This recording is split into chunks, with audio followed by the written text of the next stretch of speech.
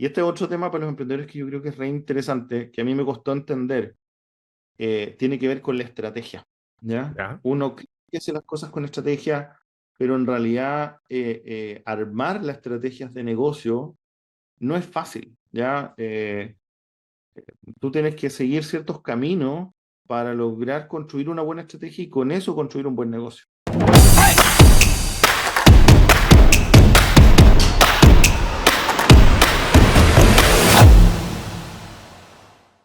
Hola, ¿qué tal? Sean todos bienvenidos a un nuevo episodio de Entrepreneur Radio 2024. En la jornada de hoy vamos a estar conversando con un chileno que está, dicen por ahí, siguiendo los pasos de Elon Musk, que va a ir a recibir el Oscar de la Innovación y la Tecnología ahora durante el mes de febrero. Estamos hablando de un chileno que está liderando la conversación de inteligencia artificial, no tan solo en Chile, en Latinoamérica, sino que también en el mundo. Damos la más cordial bienvenida y muchas gracias por estar acá a Edmundo Casas, fundador de Kawel. ¿Cómo estás, Edmundo? Bien, hola Rob, mucho gusto. Gracias por estar acá. Oye, bueno, yo te hice un poco una introducción pomposa, ¿no? Pero no deja de ser cierto. Efectivamente, un tal Elon Musk se ganó ese premio que tú vas a ir a recibir ahora prontamente en febrero. Y eh, desde tu trabajo, desde tu emprendimiento, te estás volviendo un referente en inteligencia artificial. Hay muchas cosas que podemos hablar al respecto, pero nos gustaría partir por la génesis. ¿Cómo fue que Edmundo Casas, chileno, ingeniero de la Universidad Técnica Federico Santa María, llegó a este punto? ¿De dónde partió? ¿Qué fue lo que lo agatilló? Mira, es una bonita pregunta. Yo diría que partiría desde niño. Yo soy del sur de Chile, un pueblito que se llama San Pablo, está cerca de Osorno, y siempre cuento esta historia porque yo creo que fue lo que gatilló, lo que dio inicio a lo que tú preguntaste. Yo vivía con mi papá en el campo de mi abuela. Esta era una casa antigua de campo, grande, qué sé yo. Pasaba un río por el lado y había una rueda que en el fondo giraba con la corriente y yo siempre la miraba y preguntaba por qué estaba esa rueda ahí en el río. Entonces mi abuela me contaba de que básicamente esa rueda lo que hacía era permitía la generación eléctrica y con eso se encendían las ampolletas y mi abuelo daba energía a la casa con eso. Pero mi abuelo ya no estaba, había muerto y lo que pasaba era que las ampolletas no se encendían, entonces todas las noches tú usabas vela. Y era como extraño escuchar esa historia de la famosa rueda y por otro lado ver que no había energía eléctrica, no, las ampolletas no se encendían y tú en la noche estabas con vela. Cuando cumplí 5 o 6 años, en esa época tú entrabas al colegio, hoy día los niños entran mucho más temprano y nos fuimos a San Pablo, que es un pueblo chiquito. Entonces nos fuimos a San Pablo y a mí una de las cosas que me sorprendió es que cuando encendimos la luz, yo apreté el Ah, interruptor y se encendió una ampolleta en este pueblo, entonces para mí eso fue magia.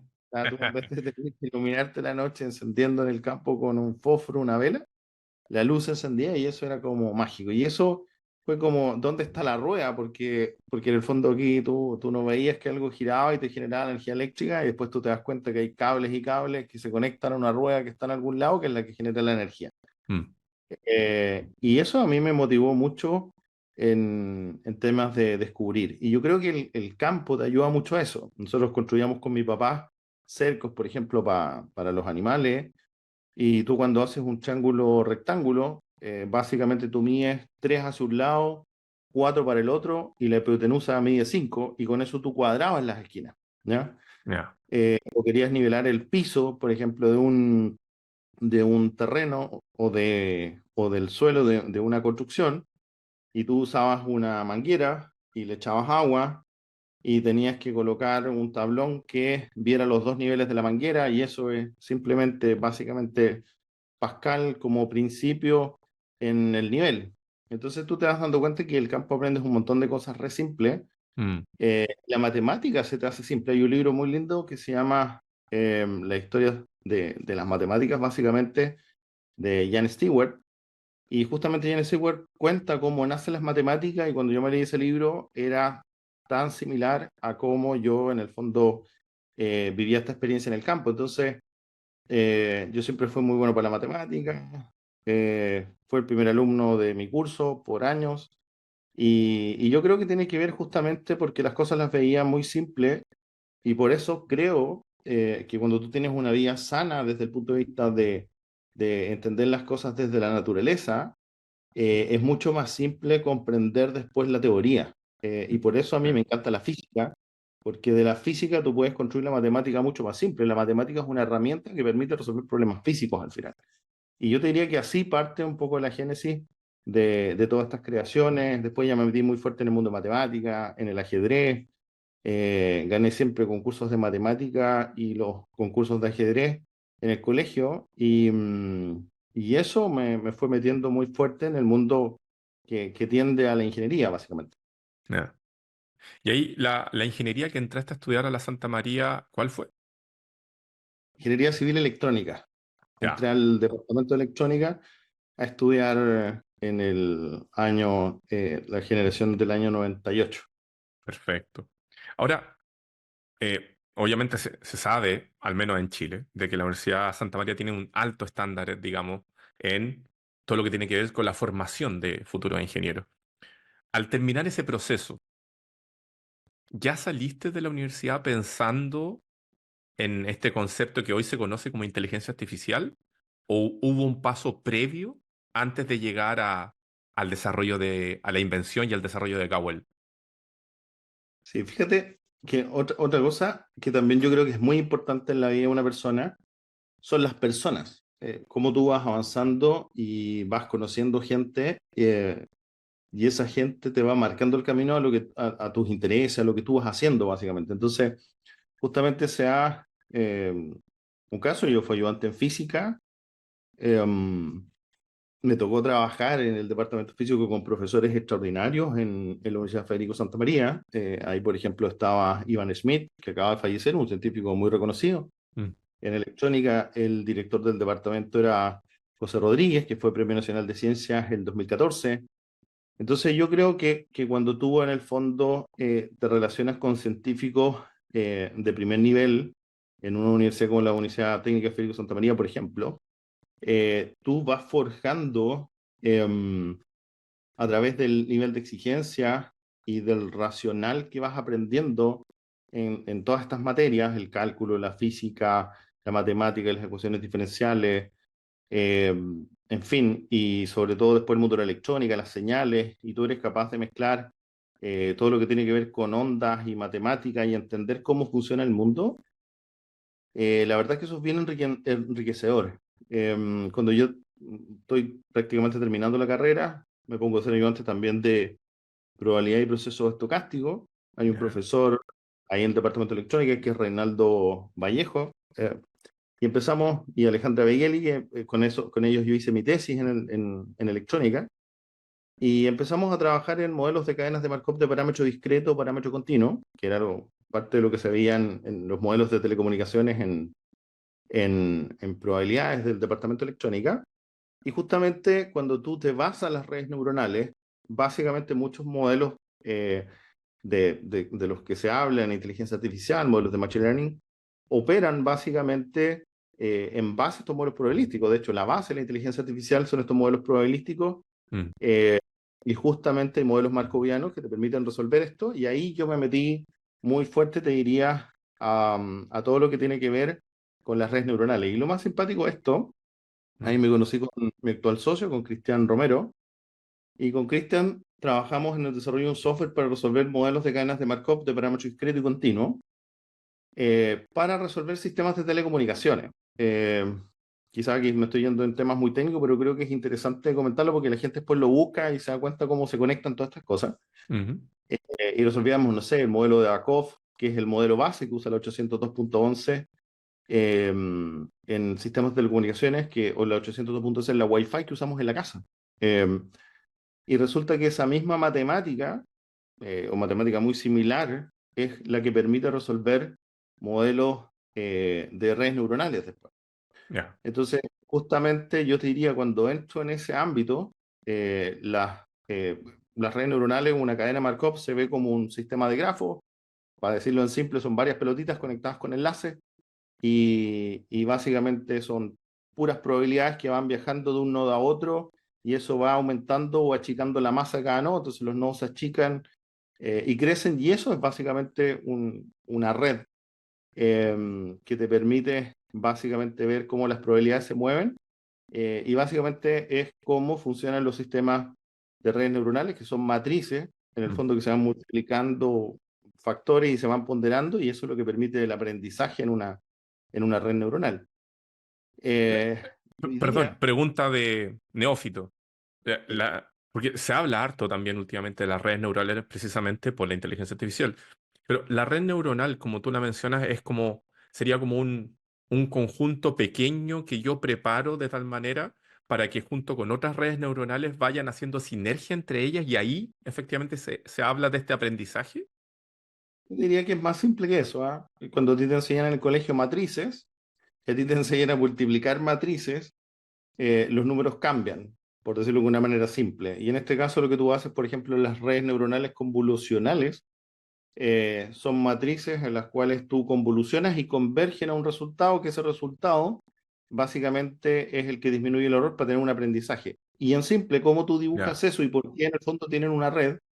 Porque una matriz tú tienes eh, un punto de salida y un punto de llegada. Entonces tú tienes, por ejemplo, arriba 0, 1, 2, 3 y abajo tienes 0, 1, 2, 3. Y tú dices el valor que está en 2,3 es un número que tiene la matriz en medio. Y ya, tú dibujas los nodos, entonces tú tienes los nodos 0, 1, 2, 3 conectados con la probabilidad, por ejemplo, no sé, 0,1, que es lo que está en la matriz. Y por eso es que tú obtienes en el fondo redes a partir, digamos, de matrices, porque conectas nodos con la probabilidad que está entre medio y después las multiplica y se pueden visualizar. Hay unos videos míos en YouTube donde aparezco explicando y muestro la matriz y muestro básicamente la cadena de Markov y ves cómo esa cadena de Markov evoluciona en el tiempo una vez que empieza a ejecutar las iteraciones y a eso se le llama entrenamiento de una red neuronal, si tú quieres verlo de manera simple. Nos fuimos como a la matemática profunda, pero creo que es re no, interesante está para entender interesantísimo. los conceptos asociados al mundo de la inteligencia artificial. Claro, claro. Oye, entonces, Y ya, ahí parte el interés por la inteligencia artificial. ya. Y ese fue el punto de entrada. Ahora, me mencionaste, perdón, pues estoy aquí viendo mi apunte. Conociste también a tu primer socio, Cristian Romero. ¿Una cosa llevó a la otra inmediatamente? ¿Fue como un flujo? ¿O después hubo algún hito que te dijo, vámonos por acá? Mira, lo más simpático de esto es que nosotros para ver, cuando tú ves dibujada una cadena de Markov, ves pelotitas conectadas con líneas, ¿ya? Y nosotros las comenzamos a hacer en 3 dimensiones. Entonces, prácticamente esto permitía visualizarse como si fuese una molécula. Y, y cuando se veía en 3 dimensiones, a nosotros se nos ocurre cómo esto lo podíamos ver en un espacio tridimensional y creamos un holograma, que eso lo hicimos el año 2007. Y para representar estas cadenas de Markov en 3 dimensiones, nos metimos a método de imágenes para poder construir en 3 dimensiones en el software y verla en 3D como holograma. Así nace el holograma que nosotros creamos en Cowell en esa época y con ese holograma después nace Cowell, ¿ya? Ya, Y es simpático porque el holograma se hizo muy reconocido y nos compraron y así creamos el primer emprendimiento. Entonces estos hologramas están hoy día instalados en museos para hacer representaciones. En esa época instalamos y hicimos estas cosas en el MIM, ya. en el Museo de las Adicciones en México, incluso en Las Vegas instalamos un par de hologramas para que las cosas se vean flotando en el aire dentro de una figura transparente, pero esto venía de este tema de las redes neurales y la cadena de Markov, así nace la historia, digamos. Mira, mira, mira. Y resulta que estábamos con los hologramas y nos fuimos al mundo de los videojuegos, porque tenía que ver con el 3D, que habíamos aprendido para representar las cadenas de Markov. Nos metimos muy fuerte, hicimos nuestro propio motor de videojuegos en esa época. En esa época no existía Unity, no existía Unreal, que son plataformas que se utilizan hoy día para hacer videojuegos o realidad virtual, realidad aumentada, los metaversos. En esa ¿De qué época año nosotros, estamos hablando? año 2007, Ya, 2007 al 2010. ok. Y construimos y creamos nuestro propios sistemas de realidad aumentada, nuestros propios sistemas de videojuego como base, y en esa época era algo demasiado, demasiado atractivo y demasiado exclusivo. Nosotros en esa época lo vendíamos caro y muy poca gente lo tenía. Hoy día, por suerte, y por un bien de todos, se ha masificado gracias a estas plataformas que han permitido que cualquier desarrollador lo haga, porque además es complejo, porque tienes vectores, tres dimensiones, no es tan trivial programar en 3D. Hoy día estas herramientas como Unreal y Unity 3D lo hacen muy fácil, digamos. Entonces eso los Mm, permite que se simplifique. Nos metimos en el mundo de los videojuegos y después esto mismo lo empezamos a utilizar para construir gemelos digitales y los gemelos digitales se conectaron con data, ¿ya? Y cuando nos volvimos a conectar con la data, justamente ahí podías trabajar de nuevo con inteligencia artificial y ahí volvimos a las redes neuronales, ¿ya? mm, Después nos presentaron algunos desafíos que tenían que ver con detectar fallas y todo lo demás, y ahí llegamos a la visión artificial, que la visión artificial también se puede resolver con redes neuronales y que es la misma matemática de base que habíamos usado para todo este desarrollo que teníamos, y así es como evoluciona, digamos, desde el mundo matemático de la ingeniería, la construcción de Cowell y cómo todo está relacionado en el fondo. wow. Oye, y espérame, ¿cuándo fue el año que se formalizó, que se concretó de manera oficial Cowell? Nosotros estábamos estudiando a inicios del 2000 con Cristán. Yo estaba terminando la carrera de Ingeniería Civil Electrónica en la Universidad Técnica Federico Santa María y después con Cristian nos conocimos en el magíster, en las asignaturas del magíster de electrónica. Y después de eso yo me fui a trabajar un rato al mundo eléctrico, después al mundo de la electrónica en Sony. Y después renuncio a Sony para crear Cowell y Cowell nace el 2007 Ya. oficialmente. O sea, Eh, todo lo que me estabas contando de estos desarrollos de videojuegos, el motor el gráfico, ¿todo eso ya fueron los primeros desarrollos de Cowell o eso queda fuera de Cowell? Esos fueron, yo diría que esto es básicamente entre el 2002 y el 2008 más o menos, lo que te conté. Ya, ya. Es que para poder hacer, digamos, la línea de tiempo. La línea de tiempo, genial.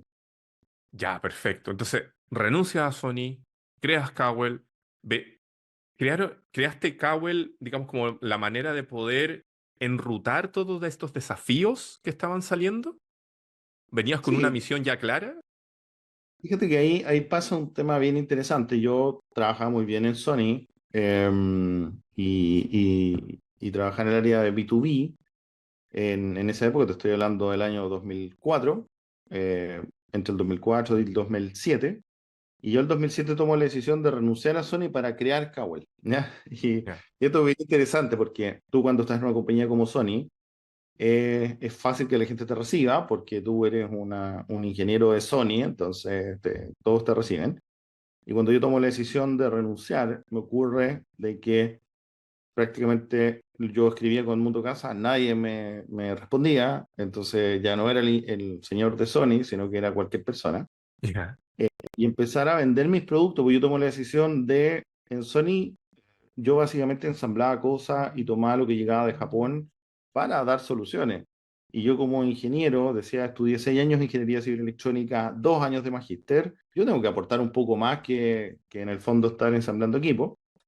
Y tomo la decisión de renunciar a Sony para empezar a crear Cowell, creo Cowell, pero la verdad es que no nos va bien porque era muy difícil que la gente te comprara, de que tú en el fondo podías hacer tecnología desde Chile para el mundo, etcétera. Eh, pero yo creo que ahí es re importante el nunca rendirse, ¿ya? Ya. Eh, Me puse a hacer clases porque esto es bien simpático. Yo vivía ahí en Colón con Tobalaba, en un departamento rico, tenía auto rico, qué sé yo. Pero ¿qué ocurre? Que empecé a dejar todas estas cosas para poder dejar el emprendimiento. Entonces me fui del departamento, vendí el auto, me fui a una pensión, empecé a financiar con la línea de crédito del banco, no te compraban, etcétera. Y para sustentar me puse a hacer clases en algunas universidades. Ahí llegué al Duoc y en Duoc desarrollamos el área de innovación y emprendimiento. Y fíjate que ellos fueron bien interesantes desde el punto de vista, oye, lo que tienen es fantástico, un amigo me presentó con ellos que se llama Hernán Ramírez, un atleta increíble y habíamos sido compañeros en el colegio. Y ellos me dicen, oye, Casas, hay que arma un centro para los chicos técnico, tecnológico y apóyanos a desarrollar lo que se viene ahora, que es innovación y emprendimiento. Y en esa época recién se estaba hablando de innovación y emprendimiento. Entonces tuvimos unas salas en el Duoc de Antonio Vara, donde Cowell tenía sus temas instalados, qué sé yo. Para la gente era disonante, ¿ah? Era bien disonante que como que alguien esté como desarrollando su negocio y a su vez aportando en conocimientos técnicos a los estudiantes. Mm, Entonces había opiniones positivas, opiniones negativas, pero yo creo que esos son los ecosistemas que en el tiempo se han demostrado que hoy día son muy positivos. Instalamos un primer holograma ahí en esa esquina, en Antonio Vares con el Oroyañe, y las imágenes estaban flotando arriba y la gente las miraba, qué sé yo, en la noche. Eh, y así comenzamos con Cristian desarrollando Cowell. Oye, Y el eso fue como en el 2008, ¿no? Cuando exacto, recién habían albores, pinceladas de este concepto de emprendimiento, ni siquiera hablar de startup todavía, pero recién hablando de emprendimiento en nuestro país. así es. Ya. Y yo te diría que salieron dos proyectos muy potentes ahí, que son como parte de mi vida. Yo creo que los veo como un tremendo aporte. Uno fue la creación del departamento, y hasta el día de hoy existe, de innovación y emprendimiento en el Duoc, ¿ya? Em, y después, en paralelo, la creación de Cowell como tal. Ya. Entonces, Cowell empieza a hacer desarrollo y para avanzar quizás un poco más rápido en el tiempo, empezamos a hacer videojuegos. Hicimos unos videojuegos que lanzamos en Falabella, eh, que eran los famosos Kets. Los Kets eran las mascotas de Cowell, en vez de Pets, eran Kets porque se escribían con K. Y ahí empezamos con sistemas de imágenes. Tú te paras frente a tu cámara, Microsoft saca la patente del Kinect y nosotros sacamos un sistema, éramos como el Kinect más masivo, pero en esa época no se entendía mucho esto, entonces mandamos a fabricar 10.000 pulseras que se conectaban a tu computador, traían los videojuegos de Cowell y la cámara del computador te reconocía los movimientos del cuerpo y era un videojuego. Lo puedes buscar ahí como Wow. icons. Y de esas 10.000, y eso fue un negocio que nos permitió aprender mucho, ¿ah? El retail es muy duro, agradecido la época porque Falabella nos dio ese espacio, oportunidad, pero la verdad es que cómo tú haces marketing, cómo tú te desarrollas, esa fue una experiencia muy, muy compleja y nos fue pésimo en ese negocio, ¿ya? La gente, de hecho, yo creo que en la oficina todavía quedan cajas de miles de pulseras en las bodegas nuestras porque alcanzamos a poner 4.000 pulseras y las otras 6.000 quedaron, nadie las compró porque nadie entendía el concepto de visión artificial, de reconocer el movimiento del cuerpo, etcétera, porque te estoy hablando eso del año 2010, ¿ya? Claro, Eh, y probablemente si hoy día ese proyecto se lanza, lo más probable es que sea un éxito. Estábamos fuera de tiempo, ¿ya? probablemente.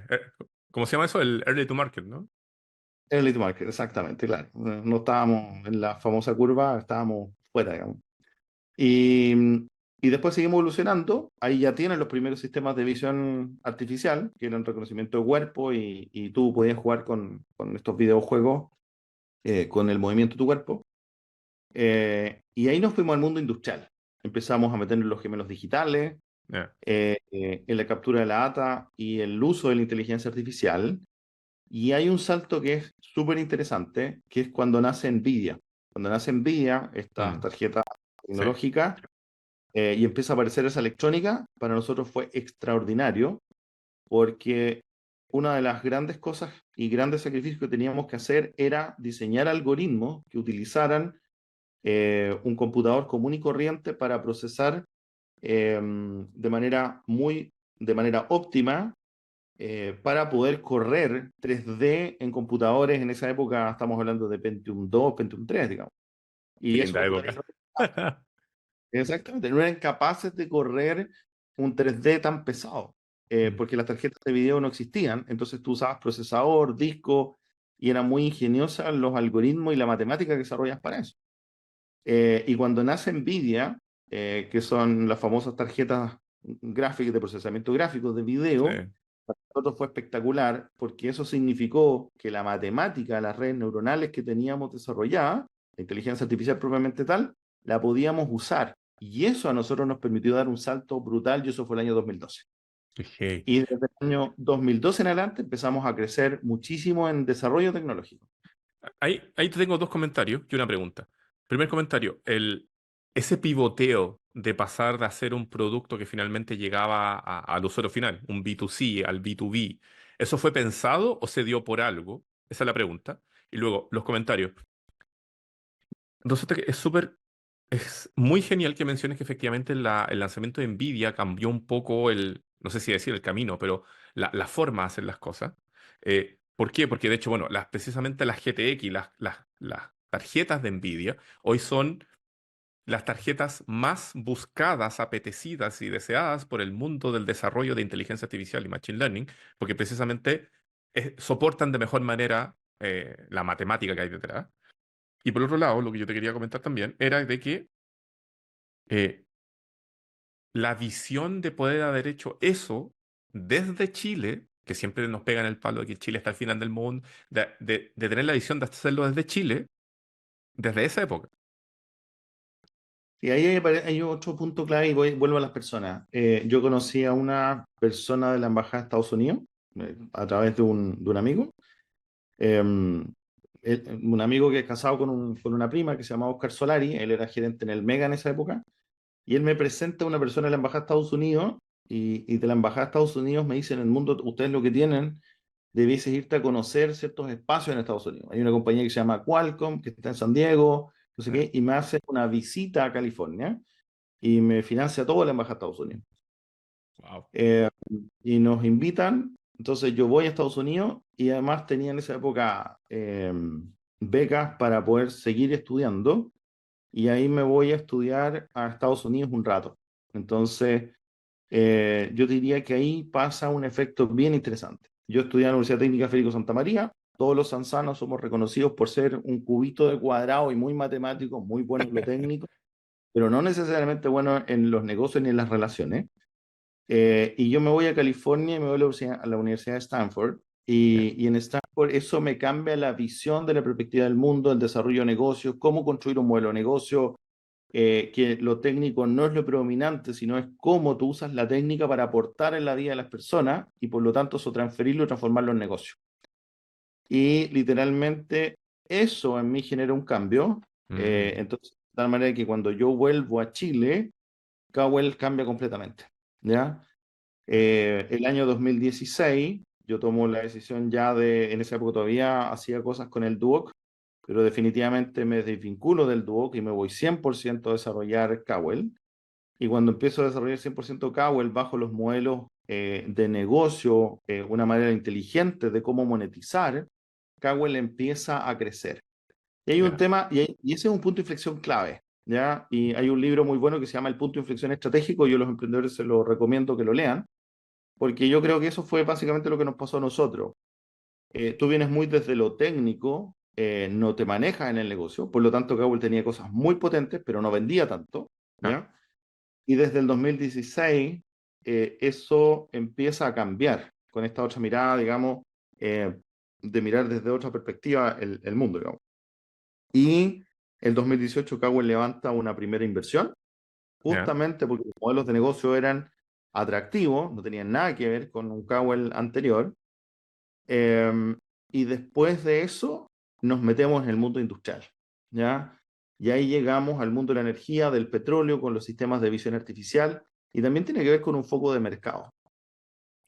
Cuando Ahí, tú, por ejemplo, perdóname, dale. ahí, cuando entran dentro de esas industrias con este producto, este servicio, ¿era todo buscando un poco generar seguridad en esas industrias con estas visualizaciones en tiempo real?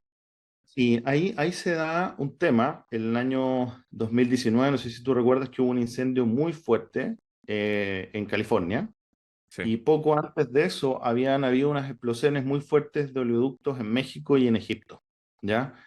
Y eso pone de moda, de cierta forma, al aumentar la seguridad en los ductos petroleros. Cuando yo me pongo a estudiar, porque ya ahora me estudio los mercados y hago un análisis de mercado y con eso diseño cómo escalo el negocio, con un plan de negocio bien estructurado, en ese momento yo me doy cuenta que la industria de la energía, sobre todo la industria del petróleo, es la que mueve el mundo, ¿ya? Para que tú tengas una idea, te lo coloco en simple. Una compañía petrolera de las grandes, por ejemplo, el año 2023 facturó 450.000 millones de dólares. En Ok. números americanos son 450 billones, ¿ya? Una compañía eléctrica que todos creemos que son espectacularmente grandes, más o menos equivalente en términos de tamaño relativo, factura 40 billones de dólares, es decir, 40.000. Entonces, Ok. el pueblo es 10, 20 veces, dependiendo de las comparativas, más grande que el mundo eléctrico. Y todas las inversiones en general, una buena cantidad de las inversiones renovables vienen del mundo de la energía antigua, que es básicamente el petróleo. Entonces, muchas veces se habla de que el petróleo ha contaminado todo lo demás, pero gracias al petróleo tenemos los farmacéuticos que nos permiten vivir más años, porque gracias a toda la industria petroquímica se desarrolla un montón de cosas. Ujú. Desde ahí nacen los paneles solares, el plástico y todos los materiales para la construcción de las torres eólicas, las inversiones para el mundo de la energía eólica. Entonces hay una evolución que tiene que ver con el cuidado del planeta, de pasar desde estas energías más sucias a energías más limpias, pero tú tienes que hacer dos trabajos. Un trabajo es lo que ya de cierta forma ensucia, como por ejemplo si hay un derrame de petróleo es terrible, entonces tú tienes que prevenir eso y ahí es donde usamos nuestra tecnología. Y por otro lado, cómo la inteligencia artificial aporta también a la creación de nuevas fuentes de energía. Y nosotros nos metimos en ese mundo por dos razones, básicamente. Uno, porque efectivamente aportas en los espacios de sustentabilidad y te transformas en una empresa que realmente aporta al mundo. Y segundo, porque esa industria es la más grande del mundo. ¿Ya? Ya. Y desde ese punto de vista, yo tomo la decisión. Después me devolví a vivir a Estados Unidos, viví en California un rato y me tomo la decisión de ir a vivir a Texas, porque Texas, Houston, es la capital de la energía en el mundo. Entonces, no es, eh, no es algo que no tenga relación, digamos, con la estrategia de que yo efectivamente viva en Houston, digamos, ¿ya? Ya. Y ahí nuestros sistemas de visión artificial empezaron a tomar mucha fuerza para aplicarse en esta industria y hoy día con la estrategia que armamos literalmente en todo el mundo. O sea, partimos en Latinoamérica, abrimos Estados Unidos, ahora estamos abriendo Europa. Entonces, básicamente ahí evolucionamos de una manera súper positiva.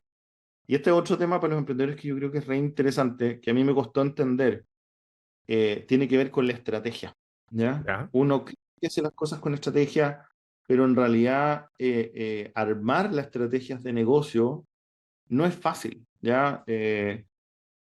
Tú tienes que seguir ciertos caminos para lograr construir una buena estrategia y con eso construir un buen negocio, ¿ya? O sea, hoy día Gawel, por ejemplo, nosotros hemos diseñado planes de crecimiento que son agresivos, pero hacia atrás yo te diría que era cómo vendíamos productos de forma disonante y por lo tanto las ventas no se generan y tú vendes poco, tienes una tecnología increíble, pero vendes poco, pero cuando te das cuenta de estos saltos estratégicos en el negocio, literalmente la venta se dispara, ¿ya?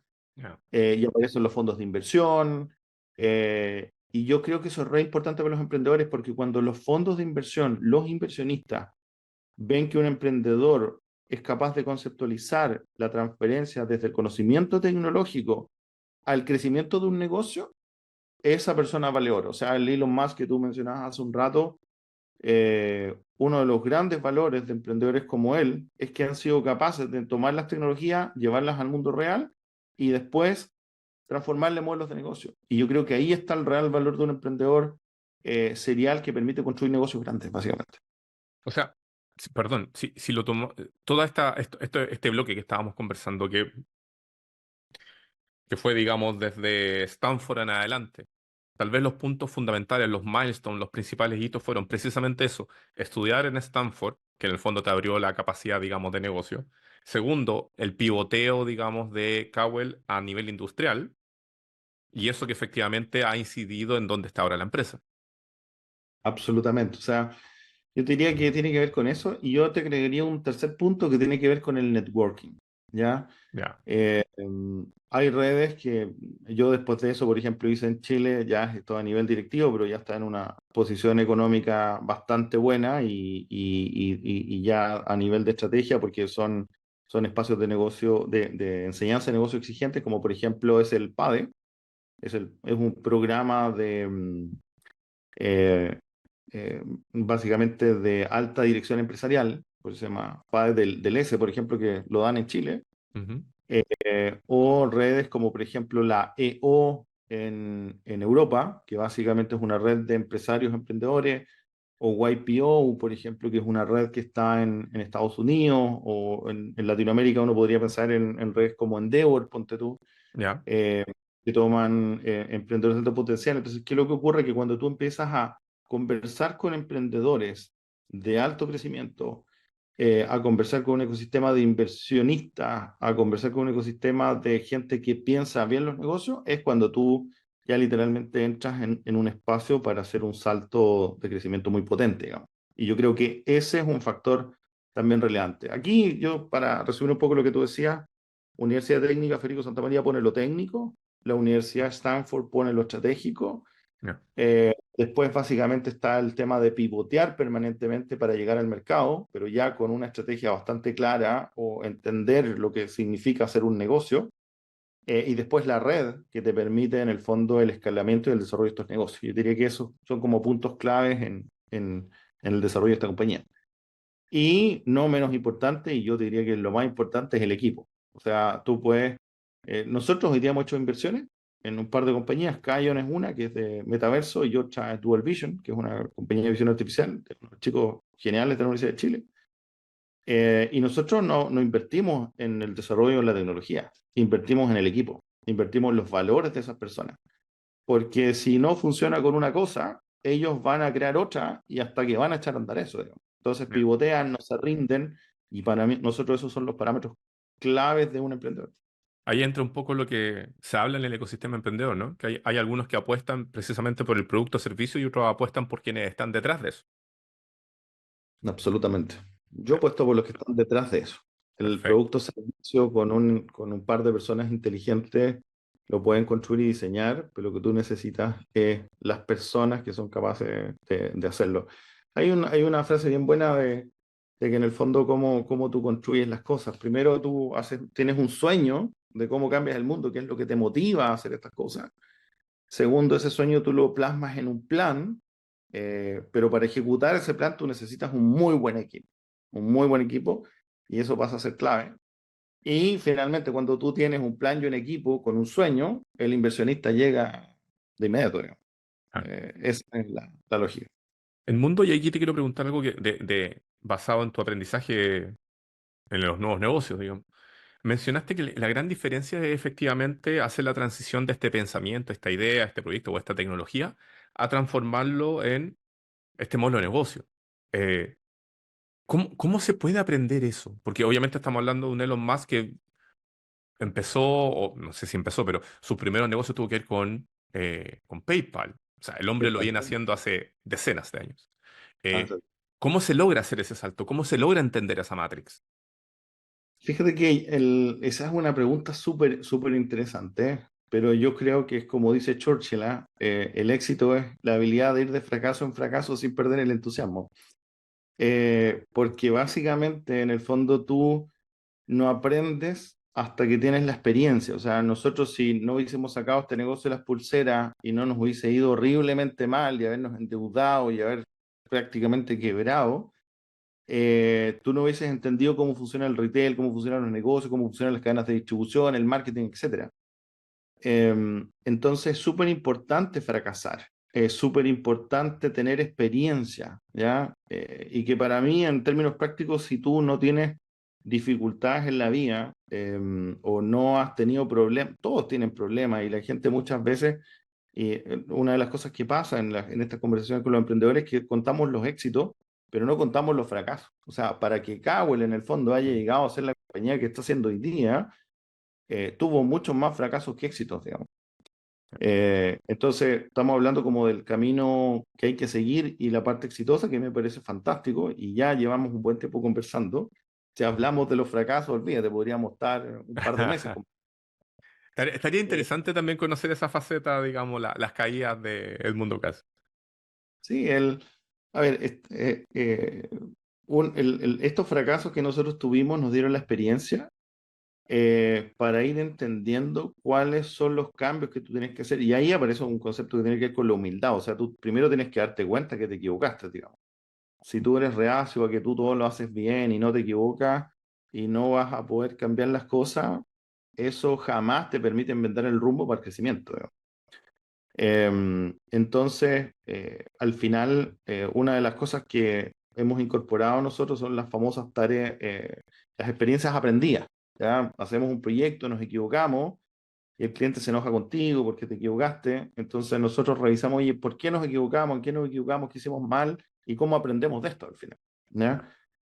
Y eso es lo más valioso. Cuando tú logras dar ese camino, tu experiencia es tan fuerte que es la que te permite mirar y entender negocio. Cuando hoy día un emprendedor viene, por ejemplo, a conversar conmigo para proponerme ser parte de Cowell o que nosotros le invitamos, ellos te explican, ¿no?, ciertas cosas y tú ya te das cuenta más o menos si ese proyecto de cierta manera va a funcionar o no. Primero en sus características propias de cómo lo va a empujar y si va a dar la vía por esta cosa.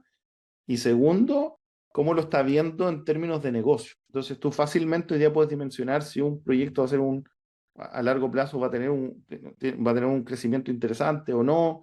Lo mismo hacemos internamente respecto a los proyectos. Y eso te lo da la experiencia de todos los fallos hacia atrás. Mm, Yo creo que eso es importante.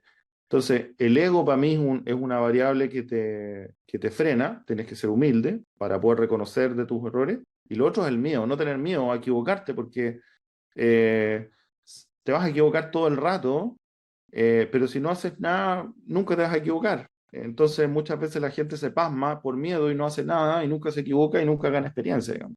Entonces, el ego y el miedo son dos factores que frenan el desarrollo del ser humano.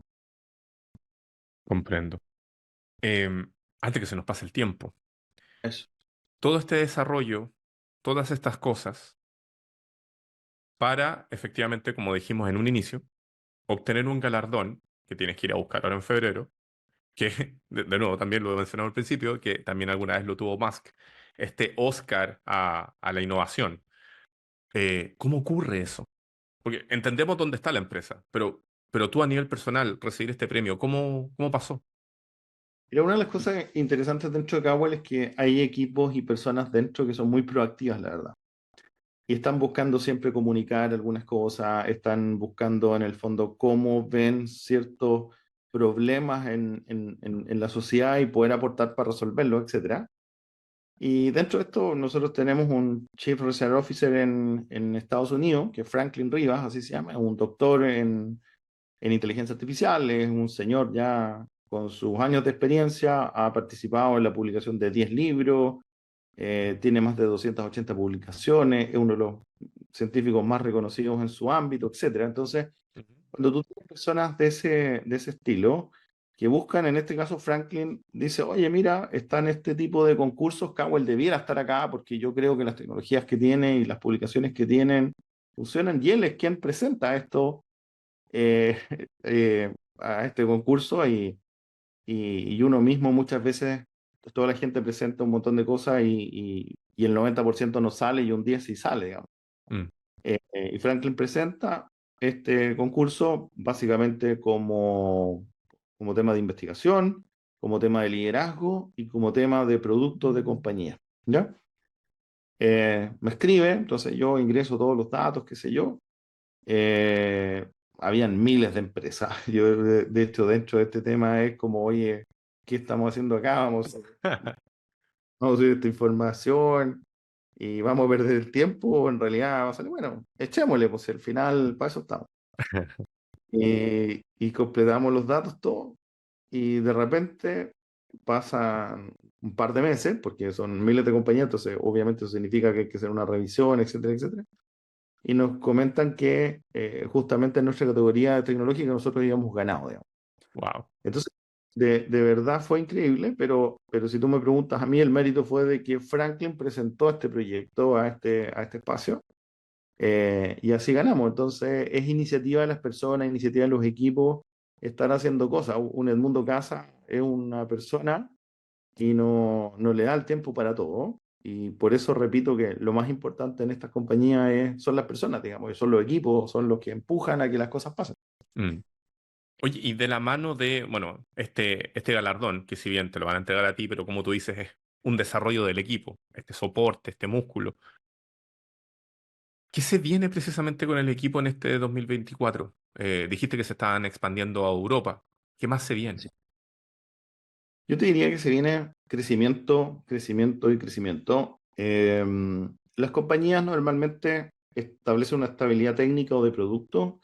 Después de eso, normalmente son muy atractivas para los inversionistas porque dan una chance de crecimiento fuerte. Y lo que se viene ahora es el crecimiento en ventas brutal. O sea, Cabro es una compañía que hace 4 años vendía X, hoy día vende 10X y probablemente ahora ese salto tiene que pegar a 100.000X, básicamente. O sea, eso se llama crecimiento exponencial, ¿ya? Mm, Entonces hoy día somos una compañía muy atractiva en términos de la ejecución de las ventas y el crecimiento real, digamos, en el que nos abocamos. Entonces hoy día básicamente las instalaciones en Latinoamérica, las instalaciones en los Estados Unidos y el aperturar, digamos, los negocios con inversión europea son las que gatillan el crecimiento porque encontramos un problema súper claro, tenemos una solución que según este premio es la mejor del mundo ujú. eh, mm, y los contratos, digamos, crecen de manera bien acelerada porque es una necesidad en esta y otras industrias, básicamente, en el escalamiento. Entonces lo que se viene es un crecimiento muy fuerte en venta. No me cabe duda que Cable va a ser la compañía lejos más grande de tecnología de Chile y por qué no del mundo en los próximos años. Te deja, a uno como entrevistador lo deja sin palabras, eso, sobre todo por la confianza, y está increíble. Eh, una cosa es efectivamente este crecimiento, la expansión. Otra cosa también es los orígenes. Por eso partimos el inicio. Y el origen de todo es Chile. ¿Cuál es la relación que tienes tú y Cowell también con Chile? Dijiste que estaban invirtiendo en estas otras empresas. ¿Eso se va a mantener también 2024, 2025? ¿La idea es seguir buscando talentos para que efectivamente exploten y avancen? Absolutamente. Sí, la respuesta a eso claramente sí. Nosotros seguimos creciendo y una manera de crecer es con talento y buenos socios. Entonces, lo que vamos a seguir haciendo tiene relación directa con invertir en talentos, pero más que el talento, y eso quiero ser súper claro, es la disciplina. La disciplina mata talento. Cuando tú tienes una persona buena que tiene un mismo conocimiento y no necesariamente es tan talentosa, pero es buenísima, esas compañías tienen más chance que un talentoso desordenado, digamos. Ya. Si es talentoso y disciplinado, eso es realmente positivo, digamos. Entonces, básicamente nosotros buscamos ese tipo de compañías para invertir como primer punto, y lo otro es alianzas, ¿ya? Cabo tiene una tecnología espectacular en términos de inteligencia artificial y alianzas con nuevas compañías, justamente lo que estamos haciendo con compañías del mundo de la energía, con compañías del mundo de la tecnología, y eso también nos ha hecho crecer. Y tú te arrastras mutuamente, o sea, también tiene que ver con un poco las estrategias de los grandes, de un Microsoft, de un Google, de un Amazon, donde ellos en el fondo fueron haciendo alianzas con startups, haciendo alianzas con otras compañías, y eso les permitió también un crecimiento y hoy día son monstruos tecnológicos en el mundo. Entonces, está comprobado que de la mano de otros actores e invirtiendo en talento, tú creces muchísimo y ese es nuestro foco. Y Chile es muy importante, primero porque es nuestro país, segundo porque Chile tiene un talento en ingeniería muy bueno, hay muy buenas universidades en Chile, y por lo tanto también el repetir y ayudar a repetir escenarios como el de Cowell, que es una compañía chilena que sale al mundo, independiente que hoy día su base principal está en Silicon Valley, Em, efectivamente, la idea es repetir eso con un montón de otros más actores y que esto sirva como un caso de estudio en cómo se desarrolla todo, digamos. Así que estamos aquí para apoyar y ayudar a todos los que lo necesiten hacia el futuro y que sean buenos y responsables y disciplinados. Básicamente eso. ¿Dónde sitios web, URL, aprovechemos de hacer aquí un dato aviso, dónde encuentran cosas de Kawel, dónde encuentran cosas de Mundo Casas, cómo se te puede eventualmente contactar digitalmente? Es simple. En Kawel la web es www.kawel.com, sin H. Mucha gente le pone una H entre medio como por el fonema como suena, pero es Kauel, básicamente el kawel.com. Esa es la web de Kawel y la mía es edmundocasas.com. ¿Ya? Yo lo que creé fue un espacio que se llama Casas Lab y ahí dejo mis publicaciones científicas, que estoy en mi doctorado, por ejemplo, de inteligencia artificial, entonces ahí dejamos algunas publicaciones, algunos software para niños, que con mi hija hemos trabajado en hacer temas de robótica infantil con un grupo de niños, etcétera. Y eso está, digamos, en el Casas Lab, que es una página de mi página, y yo comparto ahí todo de manera abierta para que la gente acceda al conocimiento. Esa es la, son esos espacios. Y lo otro son las redes sociales, LinkedIn, Facebook, ahí basta con colocar el nombre de la empresa o mío y ya aparecemos, digamos. Y lo otro también que estamos haciendo con los startups, con Kion, con Dual Vision, y los otros que se vengan también en sus web y sus redes sociales, y está todo interconectado. O sea, de mi LinkedIn saltan a todo, etcétera. Así que ahí pueden sacar toda esa información. El Mundo Casas, muchas gracias por haber estado conversando con nosotros acá en Entrepreneur. Una conversa que originalmente, aquí les lo vamos a transparentar, pensamos que iba a ser de 20 minutos, fueron alrededor de 50. Muchas gracias por Genial. haber estado conversando con nosotros, la mejor de las suertes, y esperamos saber pronto más noticias tuyas y de la empresa. Súper, muchas gracias por el espacio, Rob. Yo también muy contento y si esto sirve para otras personas, feliz de conversar y estar a disposición. Así que gracias. Y ustedes no lo olviden, todas las semanas nuevas entrevistas de actores y figuras del ecosistema de negocios de Chile, Latinoamérica y del mundo. Esto fue Entrepreneur Radio 2024. Nos vemos.